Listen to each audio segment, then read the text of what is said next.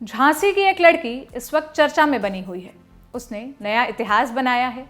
बचपन में गरीबी से जूझने वाली ये लड़की अब पूरे देश के लिए प्रेरणा बन गई है। नाम है शैली सिंह। दरअसल शैली ने अंडर 20 विश्व एथलेटिक्स चैंपियनशिप में सिल्वर मेडल जीता है।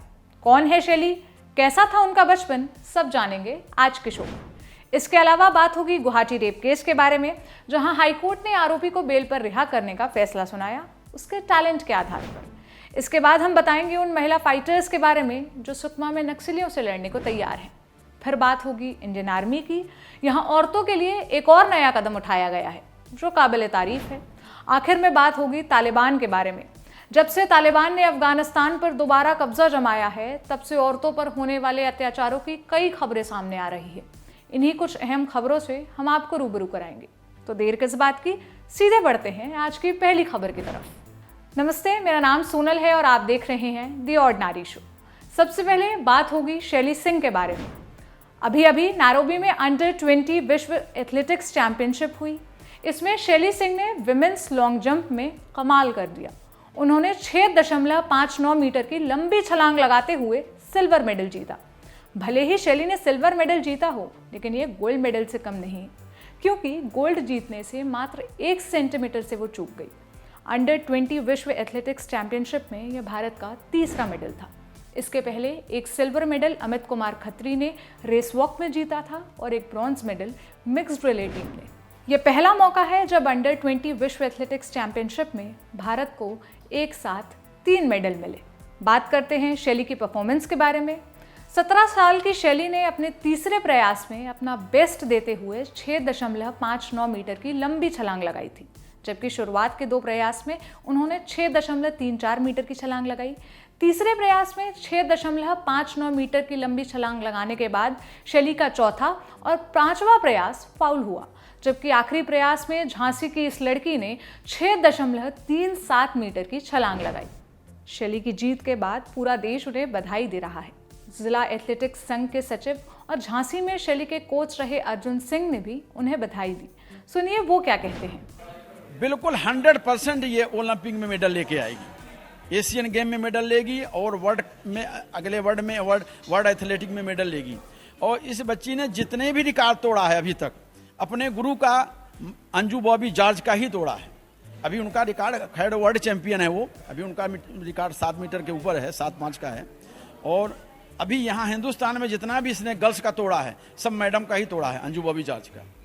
अभी बहुत बड़ा हम लोग इस स्थिति से उठे हैं, तो इसको हम लोग क्या शब्द कहें, शब्द नहीं है मेरे पास।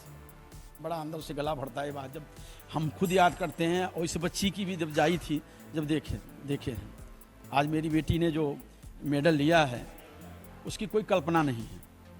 और जिस स्थिति में थी, और आज अंजू बॉबी जॉर्ज एक तो भगवान होके इसके लिए हैं। और जो हमारे हिंदुस्तान का जो आज के दौर में जो हम लोगों को सुविधाएं हैं हमारे एथलीटों को, ये अब ओलंपिक में मेडल आना हुआ है गोल्डन, आगे और आता रहेगा। शैली की जीत पर और नैरोबी में उनके प्रदर्शन पर तो बात हो गई, लेकिन ये जानना भी जरूरी है कि झांसी की ये लड़की आखिर इस मुकाम तक कैसे पहुंची। झांसी मुख्यालय से करीब 20 किलोमीटर एक छोटा सा गांव है, पारिक्षा। ये गांव शैली का ननिहाल है। वो यहीं पली बढ़ी। बचपन बहुत मुश्किलों भरा रहा। आर्थिक हालात अच्छे नहीं थे। उनकी माँ सिंगल मदर थी। किसी तरह सिलाई का काम करके उन्होंने अपनी बेटी को पढ़ाया। इंडियन एक्सप्रेस की एक रिपोर्ट के मुताबिक शैली के घर पर खाने के लिए भी ठीक से पैसे नहीं थे। ऐसे में जब उन्होंने स्कूल में एथलेटिक्स को चुना तो मुश्किलें और बढ़ गईं। वो बताती हैं, एथलेटिक्स के लिए स्पाइक्स चाहिए थे। स्पाइक्स माने दौड़ने के लिए कील वाले जूते, लेकिन हम तो नॉर्मल रनिंग शूज़ नहीं खरीद सकते थे। ऐसे में स्पाइक्स तो दूर की बात है। मैं अपने स्कूल में लड़कों को दौड़ने वाले कंपटीशन में भाग लेते देखती थी। मैं सोचती थी कि जब वो कर सकते हैं तो मैं क्यों नहीं कर सकती। मैंने नंगे पैर ही दौड़ना शुरू कर दिया। अक्सर मैं तलवों में फफोले लेकर घर लौटती थी। मेरी माँ इसे देखकर रो पड़ती थी। इतनी मुश्किलों के बाद भी शैली रुकी नहीं। उनकी माँ उन्हें लगातार सपोर्ट करती रही। माँ के प्रोत्साहन से ही शैली स्कूल के कॉम्पिटिशन्स में हिस्सा लेती रही। 2016 में पहली बार झांसी के ध्यानचंद स्टेडियम में उन्होंने अपने कदम रखे। यहाँ पर शैली का प्रदर्शन अव्वल दर्जे का था।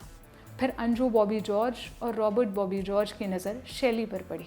उन्होंने शैली के अंदर कुछ कर गुजरने का पोटेंशियल देखा। साल 2017 में शैली अंजू बॉबी जॉर्ज फाउंडेशन से जुड़ी और फिर उन्होंने पीछे मुड़कर नहीं देखा। शैली फ़िलहाल बैंगलोर में कोचिंग लेती हैं, कई बार जूनियर नेशनल रिकॉर्ड तोड़ चुकी हैं। अंजू बॉबी जॉर्ज जो 2003 वर्ल्ड चैम्पियनशिप ब्रॉन्ज मेडलिस्ट हैं, उनका कहना है कि उन्हें पूरा यकीन है कि शैली उनके नेशनल रिकॉर्ड को भी तोड़ सकती है और आगे चलकर ओलंपिक्स में भी मेडल जीत सकती हैं। अब बात करते हैं गुवाहाटी IIT रेप केस के बारे में। गुवाहाटी हाई कोर्ट ने रेप के आरोपी IIT गुवाहाटी के स्टूडेंट को जमानत दे दी है। इसी के साथ कोर्ट ने आरोपी और विक्टिम दोनों को ही भविष्य की संपत्ति कहा है। समाचार एजेंसी PTI की रिपोर्ट के मुताबिक आरोपी स्टूडेंट बीटेक का छात्र है। उसने हाईकोर्ट में जमानत याचिका दायर की थी। जस्टिस अजीत बोर ठाकुर ने सुनवाई के दौरान माना कि याचिकाकर्ता के ऊपर जो आरोप लगाए गए हैं, सबूतों के आधार पर पहली नज़र में केस बनता है। लेकिन बेल देते हुए उन्होंने कहा, हालांकि इस केस की जांच पूरी हो गई है और दोनों ही पक्ष, विक्टिम लड़की और आरोपी IIT गुवाहाटी के टेक्निकल कोर्स करने वाले टैलेंटेड स्टूडेंट्स होने के नाते स्टेट के भविष्य की संपत्ति हैं। अगर आरोप तय किए जाते हैं तो आरोपी के डिटेंशन जारी रखना जरूरी नहीं हो सकता। कोर्ट में अपने आदेश में यह भी नोट किया कि दोनों ही पक्ष 19 से 21 साल के हैं और अलग अलग राज्यों से आते हैं।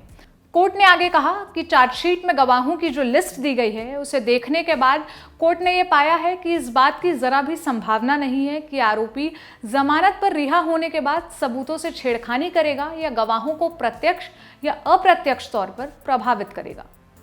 इसी के साथ कोर्ट ने 30,000 रुपए के मुचलके पर आरोपी को जमानत की मंजूरी दी। साथ ही कुछ शर्तें भी रखी, जैसे आरोपी को ट्रायल के दौरान हर सुनवाई में जब भी बुलाया जाए पेश होना होगा। केस के तथ्यों को जानने वाली किसी भी व्यक्ति को किसी तरह का प्रलोभन न दिया जाए। मामले की सुनवाई करने वाले सेशन जज के अधिकार क्षेत्र वाले इलाके को बिना परमिशन के आरोपी नहीं छोड़ेगा। अगर इनमें से किसी का भी उल्लंघन होता है तो वह आरोपी की बेल तुरंत रद्द कर सकते हैं। अब जानिए कि आखिर वो मामला क्या है। रिपोर्ट्स के मुताबिक घटना 28 मार्च की है। पीड़ित लड़की जो खुद IIT की स्टूडेंट है, उसने जो FIR दर्ज कराई और पुलिस में जो बयान दिया, उसके मुताबिक 28 मार्च की रात करीब 9 बजे आरोपी ने लड़की को स्कूल कैंपस में बुलाया था। फिनेंस और इकोनॉमिक क्लब में जॉइंट सेक्रेटरी के तौर पर उसके रोल को डिस्कस करने के बहाने से। जब लड़की वहां पहुंची तो आरोपी ने उसे जबरन अल्कोहल पिलाकर अनकॉन्शियस किया और फिर रेप किया। लड़की को अगली सुबह 5 बजे के करीब होश आया। Guwahati medical college and hospital में उसका इलाज हुआ। 29 मार्च को उसे अस्पताल से डिस्चार्ज किया गया और फिर IIT के अस्पताल में भर्ती कराया गया, जहां 3 अप्रैल तक उसका ट्रीटमेंट चला। आरोपी की गिरफ्तारी 3 अप्रैल को हुई थी। मामला सामने आने के बाद IIT गुवाहाटी ने आरोपी स्टूडेंट को सस्पेंड भी कर दिया था। ये थी दिन की दूसरी बड़ी खबर। अब बताते हैं तीसरी खबर के बारे में। ये खबर आई है छत्तीसगढ़ के सुकमा से। यहाँ नक्सलियों से निपटने के लिए महिला सुरक्षा कर्मियों की टीम का गठन किया गया है, जिसे दुर्गा फाइटर नाम दिया गया है। राखी के मौके पर यह कदम उठाया गया। सुकमा SP सुनील शर्मा ने बताया कि दुर्गा फाइटर में 32 महिला सुरक्षा कर्मी हैं। उन्हें 1 महीने के लिए कमांडो ड्यूटी के लिए ट्रेनिंग दी जाएगी। ये सभी सक्रिय कर्तव्यों का पालन करेंगी। DSP आशा सेन की अगुवाई में इन 32 महिला पुलिसकर्मियों ने अपना दल बनाया है। ये इलाके में पनप रहे नक्सलियों के खिलाफ जंग में उतरी हुई हैं। सुनिए दुर्गा फाइटर को लेकर DSP और SP का क्या कहना है। इसका मूल उद्देश्य, जैसे DRG में हमारे पुरुष जो स्टाफ हैं वो लोग लड़ते हैं, तो महिलाएं भी हमारी ये दिखाना चाहती हैं कि हम भी पुरुषों से किसी मामले में कम नहीं है और हम भी नक्सल उन्मूलन के लिए जो भी लगता है, जो भी सर्वस्व निछावर कर सकते हैं।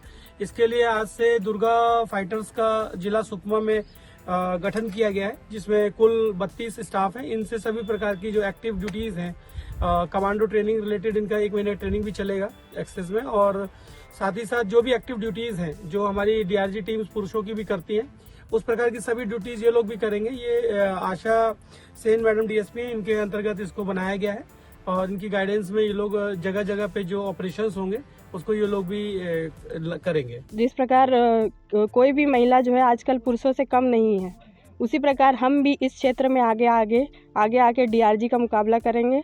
DRG की तरह हम भी लड़ेंगे और हम भी नक्सल मुक्त सुकमा बनाएंगे। ये हमारा शपथ है आज। अभी किसी प्रकार का कोई भय नहीं है मन में। जिस प्रकार हमारे भाई DRG भाई, STF, CRPF, कोबरा हम नक्सलियों से लोहा लेते हैं, उसी प्रकार दुर्गा फाइटर्स भी नक्सलियों से लोहा लेंगी, किसी प्रकार से किसी से डरेंगी नहीं।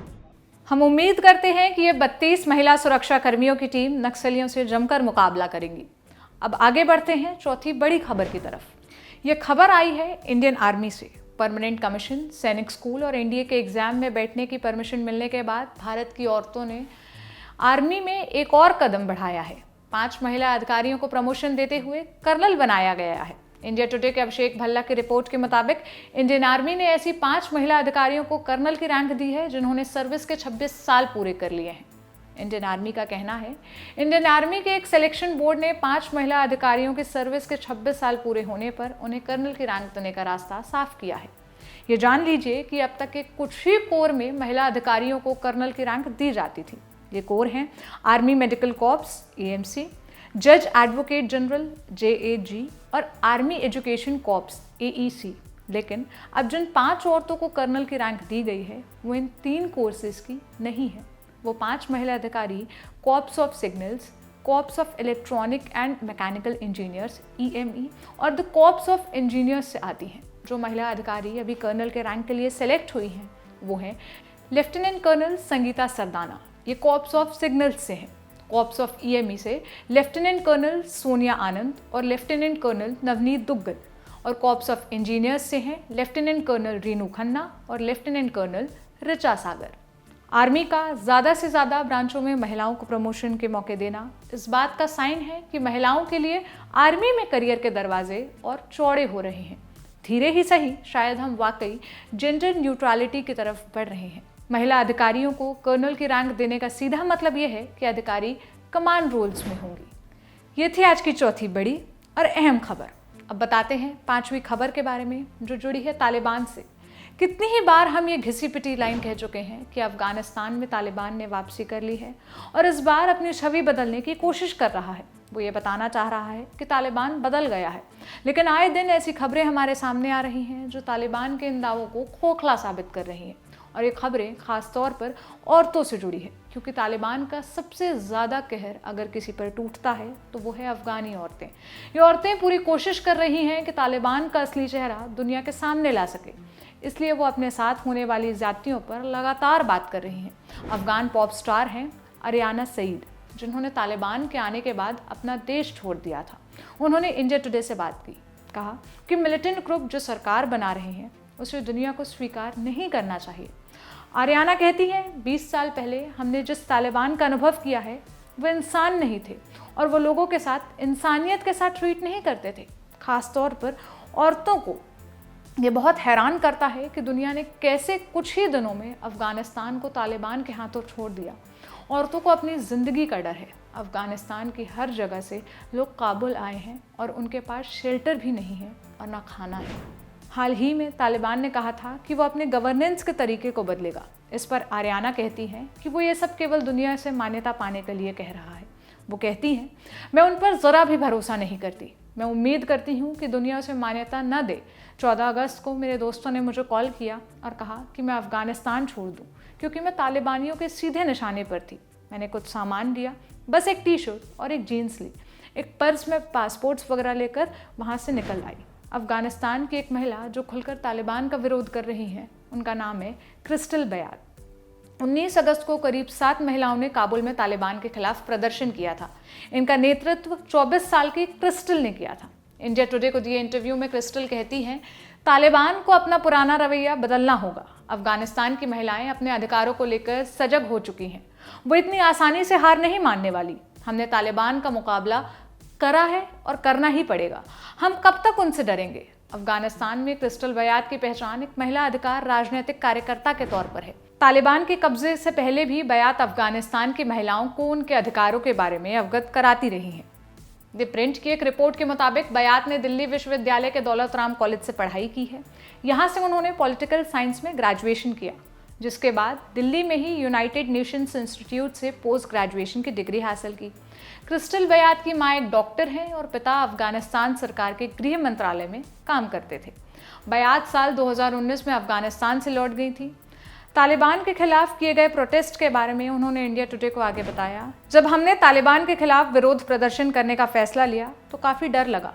लेकिन हम पूरे साहस के साथ बंदूकधारी तालिबानी लड़ाकों के सामने खड़े हुए। हमें अपनी बहनों और देशवासियों के हक में आवाज़ उठानी थी। मुझे पता था कि गोली लग सकती है, लेकिन मैं तालिबानी लड़ाकों के सामने खड़ी हुई। इससे पहले मैंने कभी इन लड़ाकों को नहीं देखा था। कुछ इसी तरीके की बातें 35 साल की महिला अधिकार कार्यकर्ता फरीहा ईसर भी कहती हैं। फरीहा ने अफगानिस्तान में रहकर महिला अधिकारों के लिए एक लंबी लड़ाई लड़ी है। न्यूयॉर्क पोस्ट से हुई बातचीत में उन्होंने कहा कि वो बहुत दुखी हैं, क्योंकि उन्हें पता है कि कोई भी अफगानिस्तान की चिंता नहीं करता, ना दुनिया ना ही संयुक्त राष्ट्र।